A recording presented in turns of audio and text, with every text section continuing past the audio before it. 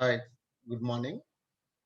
My name is Ravi, lecturer in economics, SUM Government Degree College, Kondanagula, Nagar Karnool district. So, today we will discuss about the topic revenue analysis, రాబడి విశ్లేషణ. Revenue analysis లో మనకు ముఖ్యంగా ఉండేటువంటివి 3 types of cups ఉంటాయి.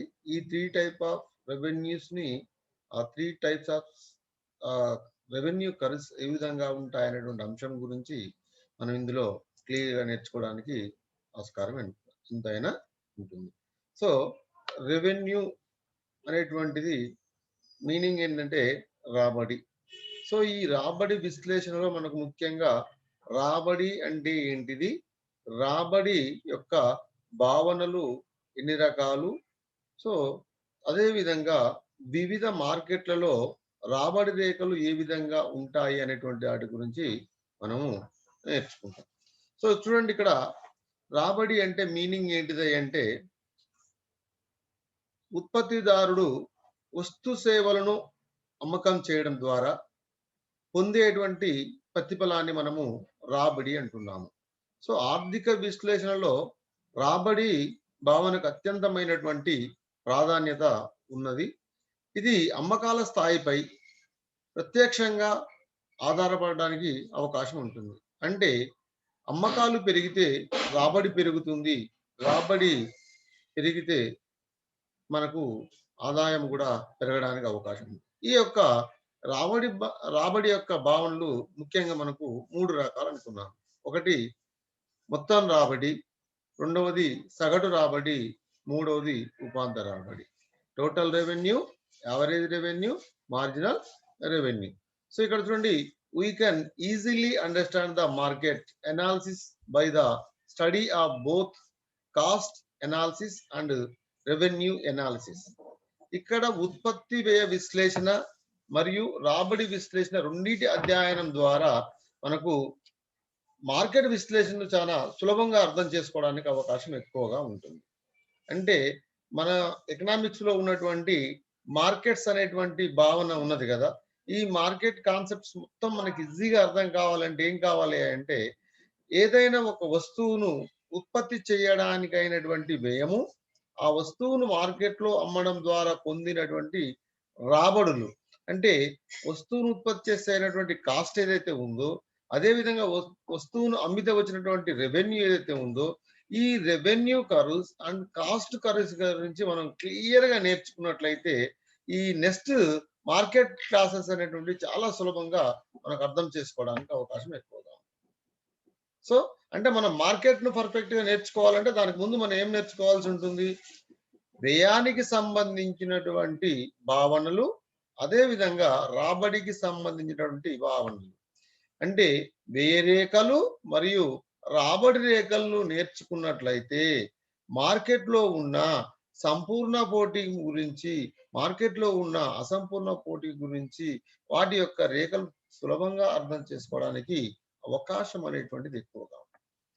So చూడండి, ఇక్కడ revenue refers to the income obtained by a firm through the sale of goods.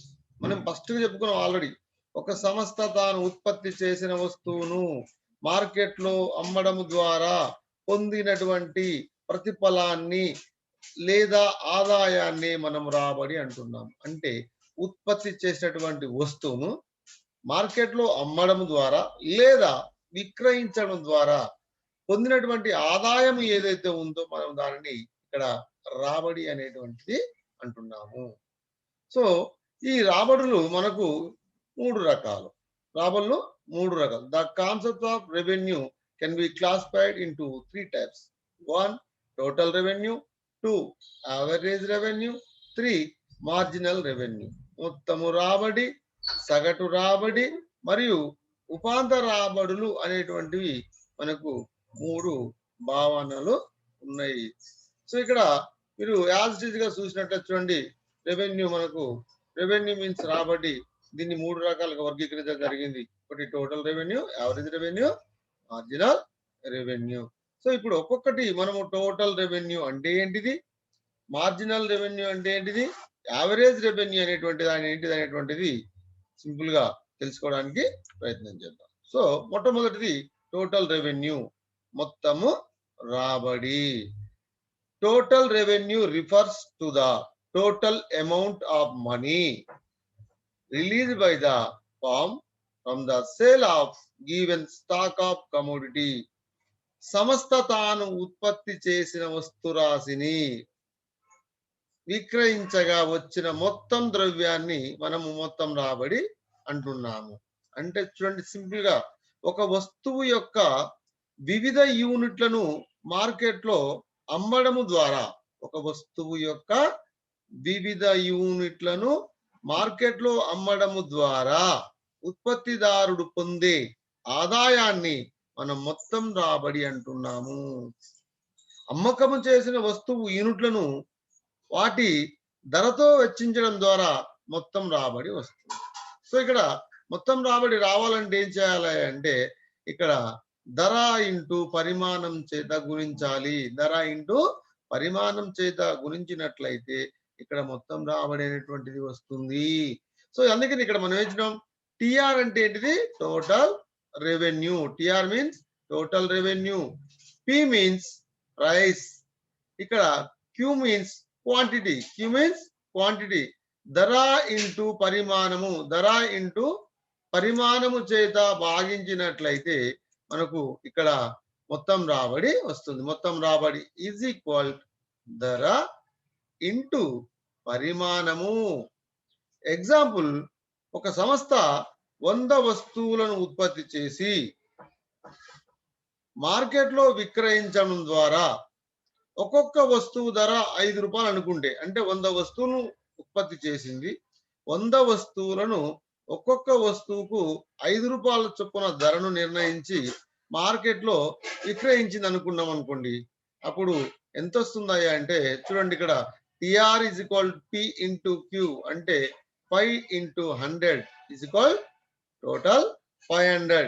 ఇక్కడ ఏమని వస్తుంది, మొత్తము వస్తువులను మొత్తం అమ్మడం ద్వారా వచ్చినటువంటి ఆదాయం మొత్తం ఏదైతే ఉందో దాన్ని మనము మొత్తం రాబడి అంటున్నాము. మొత్తము రాబడి అంటున్నాము.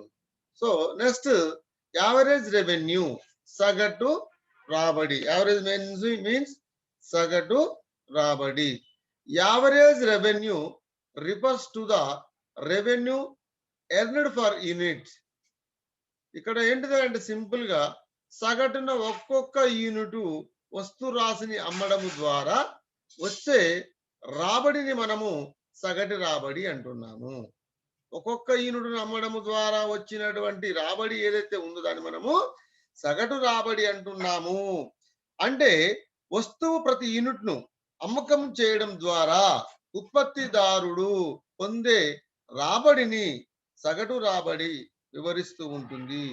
అంటే ఇంకొకటి ఏంటంటే, మొత్తం రాబడిని వస్తువు యూనిట్ల చేత భాగించడం ద్వారా కూడా మనకు సగటు రాబడి వస్తుంది. అంటే దీనికి ఒక మన ప్రిన్సిపల్ ఉంది, రాసుల మొత్తము బై రాసుల సంఖ్య అనేటువంటిది కూడా మనకి ఇందులో క్లియర్ గా ఉంది. And so average revenue can be obtained by the dividing the total revenue with total quantity. మొత్తము రాబడిని ఉత్పత్తి పరిమాణం చేత భాగిస్తే సగటు రాబడి వస్తుంది. చూడండి ఎంత సింపుల్ గా ఉందో. సో ఇక్కడ మనకు దీని సగటు రాబడిని మనము ఏఆర్ అంటున్నాము. ఏఆర్ మీన్స్ అంటే యావరేజ్ రెవెన్యూ. ఈ యావరేజ్ రెవెన్యూ రావాలంటే ఏం కావాలంటే టిఆర్ బై క్యూ చేయాలి. TR by Q. టిఆర్ అంటే ఏంటిది చూడండి, AR means average revenue, TR means total revenue by quantity of output, by quantity of output. సగటు రాబడి ఈజ్ ఈక్వల్ మొత్తము రాబడి బై ఉత్పత్తి పరిమాణము. AR is equal TR by Q. TR is equal P into Q. ఇక్కడ P into Q by Q. So ఇక్కడ AR is equal ఏమవుతుంది, ఇక్కడ పి అవుతుంది. ఏఆర్ ఈజ్ ఈక్వల్ ఇక్కడ పి అవుతుంది. సగటు రాబడి ఏమవుతుంది అంటే ధరకు సమానము అవుతుంది. సగటు రాబడి ఏమవుతుంది, ధరకు సమానము అవుతూ ఉంటుంది. ఫర్ ఎగ్జాంపుల్ ఇందాక మనకు 100 వస్తువులను మార్కెట్లో అమ్మడం ద్వారా వచ్చినటువంటి మొత్తం రాబడి ఎంతయ్యా అంటే ఎంత వచ్చింది మనకు? 500 రూపాయలు వచ్చింది. సో ఈ 500 రూపాయలను 100 యూనిట్లకు పంచగా ఒక్కొక్క యూనిట్‌కు ఎంత వస్తుంది? AR is equal TR by Q అంటే 500/100 is equal 5 rupees. AR is equal P is equal 5.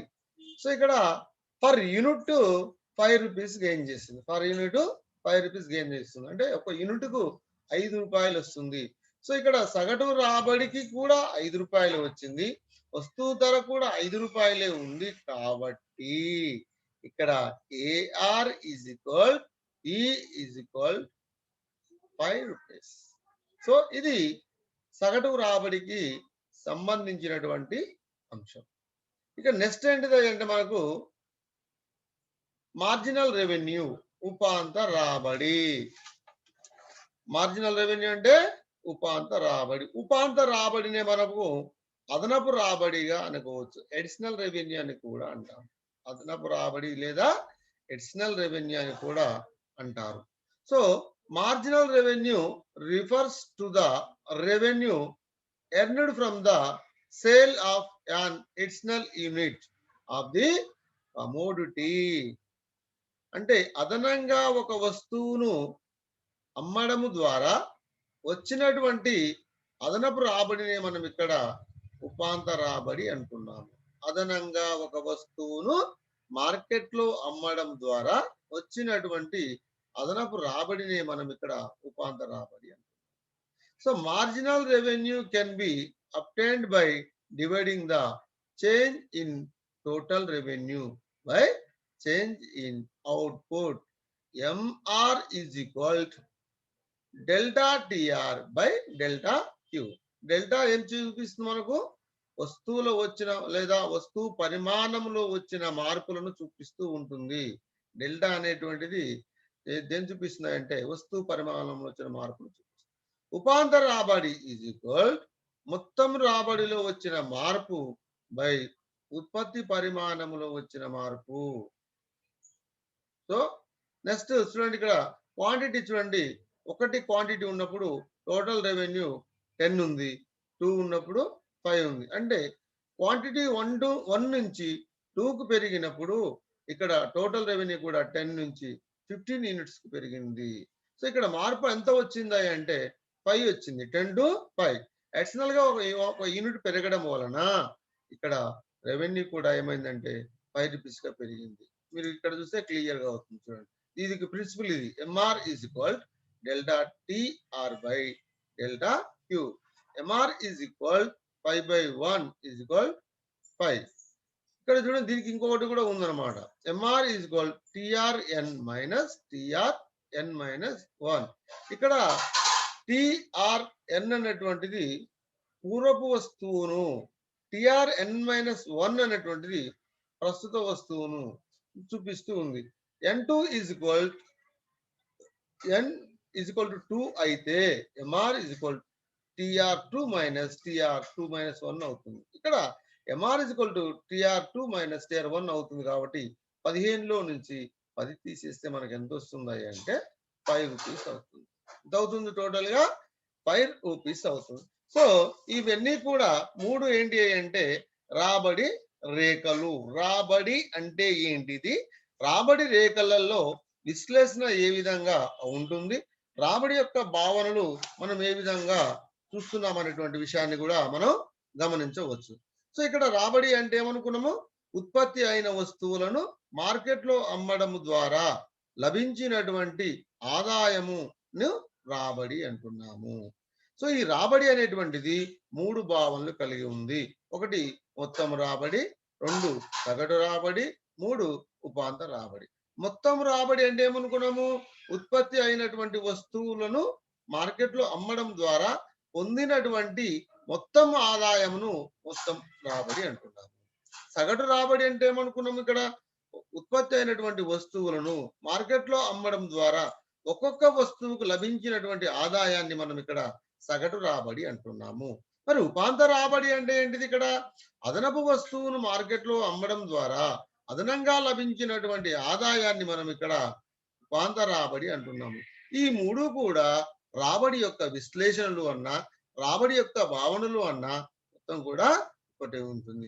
So, ఈ రాబడి రేఖలు వివిధ మార్కెట్లలో ఏ విధంగా ఉంటాయి?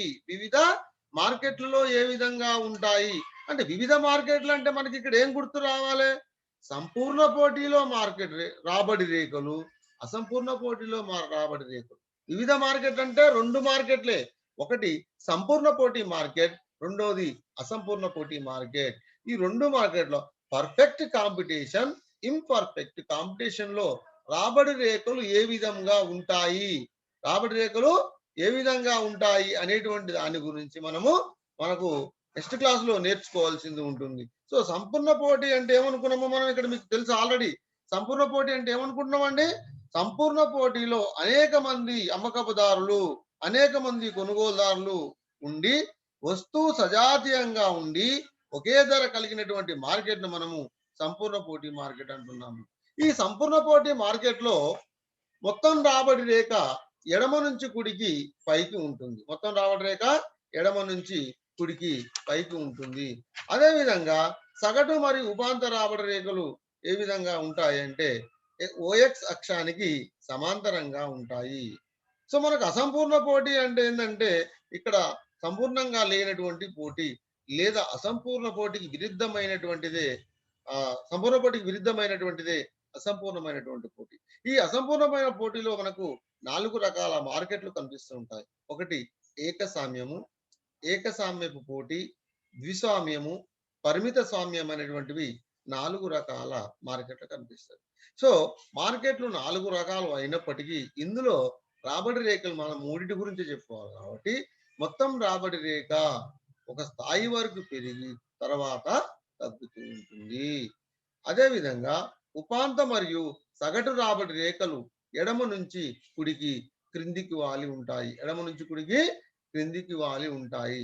సో, ఇక్కడ ఉపాంత రాబడి రేఖ కంటే సగటు రాబడి రేఖ పైగా ఉంటుంది. అంటే సగటు రాబడి రేఖకు ఉపాంత రాబడి రేఖ దిగువ భాగాన ఉంటుంది.